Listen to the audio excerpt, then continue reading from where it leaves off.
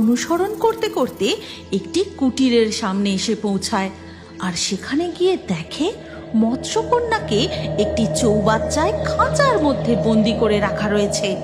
সেখানে গিয়ে নাগিন বলে, এই যে ঝিনুকমালা, তোমার জাদুমুক্ত হাতে নিয়ে কোন মন্ত্রের সাহায্যে রূপ পরিবর্তন করতে হয় সেটা একবার বলে দাও তো।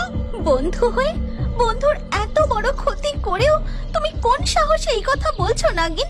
তোমার এত লোভ! বেশি জ্ঞান দিও না, তাড়াতাড়ি মন্ত্রটা বলো দেখিনি। ঠিক আছে, বলতে পারি।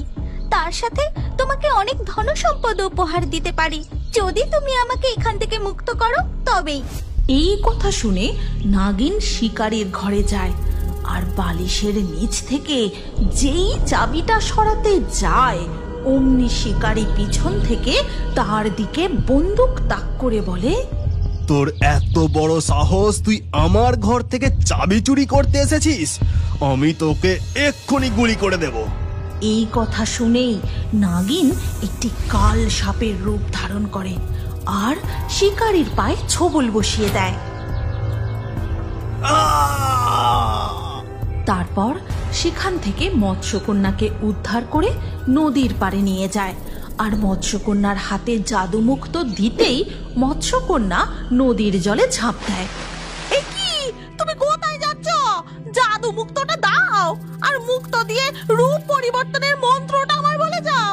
আর আমার ধন সম্পদ কোথায় গেল?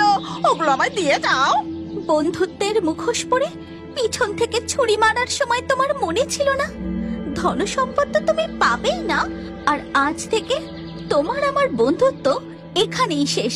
তুমি যেমন কষ্টের দিন কাটাতে সেভাবেই সারা জীবন থাকবে, আর এটাই তোমার শাস্তি। এই কথা বলে ঝিনুকমালা নদীতে ডুব দিয়ে সেখান থেকে চলে যায়। আর নাগিন নদীর পাড়ে দাঁড়িয়ে দাঁড়িয়ে অঝরে কাঁদতে থাকে।